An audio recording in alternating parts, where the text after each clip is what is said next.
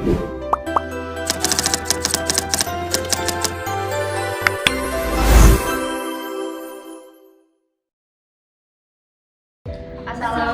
warahmatullahi wabarakatuh. Kami dari kelompok 3 ingin mempresentasikan hasil kerja kami, yaitu tentang Puskesmas Jombang Cilegon. Oke, yang di sini pertama ada gambaran umum permasalahan. Untuk permasalahan utama itu adanya ketidakefisien pelayanan akibat jumlah pasien yang tinggi. Kemudian yang kedua ada kurangnya informasi yang jelas mengenai alur pelayanan, itu membuat pasien itu sering kebingungan. Untuk yang ketiga, secara keseluruhan itu masalah ini berdampak pada menurunnya kualitas pelayanan, baik dari sisi kenyamanan pasien maupun kinerja petugas. Oke, di sini ada persona user profilnya. Untuk persona usernya itu ada Pak Himatullah, umur 44, alamat Jombang, posisinya customer service. Di sini ada empathy map-nya juga. Kemudian di sini ada customer journey-nya juga. Lanjut ke email dan.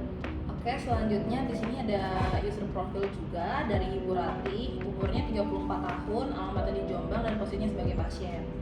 Selanjutnya di sini ada empathy map dari Ibu Rati. Selanjutnya ada customer journey dari Ibu Rati.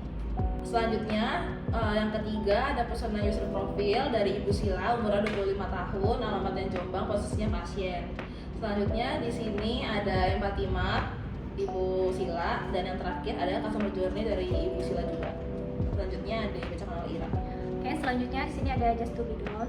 Yang pertama itu Just to be done-nya ketika saya melayani pasien untuk Pak Rahmat ini yang datang ke Puskesmas Jombang, saya ingin dapat mengarahkan pasien sesuai prosedur, kemudian bekerja sama dengan tim medis serta mendengarkan keluhan pasien dengan baik sehingga pelayanan dapat berjalan lebih cepat, tepat dan memberikan solusi yang memuaskan. Kemudian yang kedua, untuk Bu Rati, ketika saya datang ke Puskesmas Jombang untuk berobat, saya ingin mendapatkan pemeriksaan dengan cepat, informasi yang jelas, obat yang sesuai, serta proses administrasi yang tidak berbelit, sehingga saya dapat segera tertangani dengan nyaman dan efisien.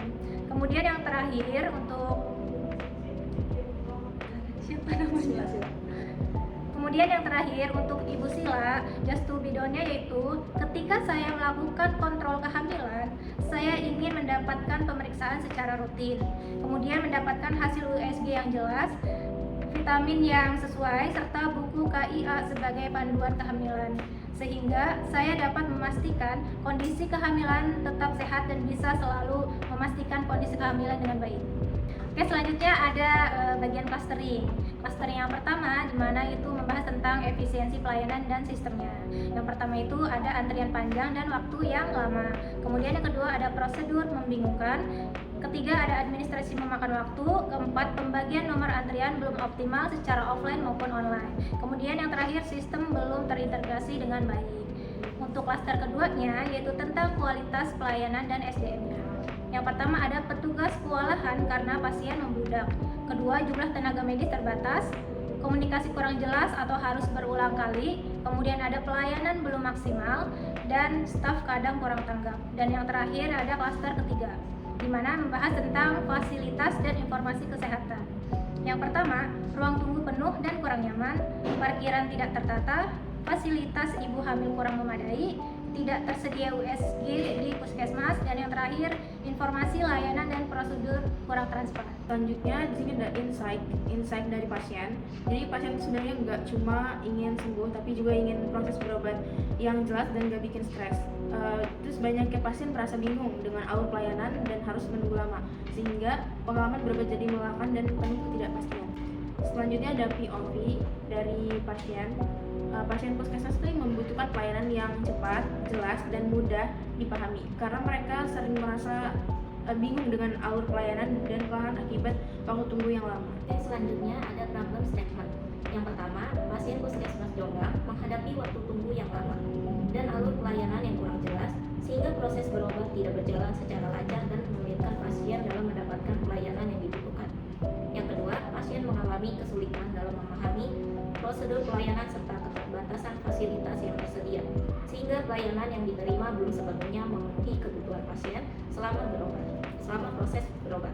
Selanjutnya ada HM with question, yaitu bagaimana kita dapat merancang sistem pelayanan kesehatan yang terintegrasi bagi pasien BPJS sehingga mereka dapat memahami alur pelayanan dengan mudah, mendapatkan pelayanan yang cepat, serta merasa nyaman selama proses berobat. Selanjutnya di sini ada main idea. Yang pertama ada pembuatan stand, banner, alur pelayanan. Dalam merancang sistem pelayanan kesehatan, kami kelompok 3 membuat flyer atau stand banner alur pelayanan sebagai media informasi visual yang membantu pasien memahami tahapan pelayanan secara jelas sehingga dapat meningkatkan efisiensi dan kualitas pelayanan di puskesmas.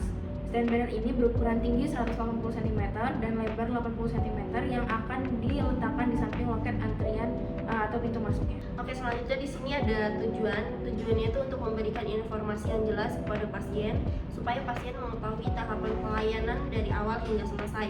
Terus memudahkan pemahaman alur pelayanan, mengurangi kebingungan dan tidak perlu bertanya berulang kepada petugas.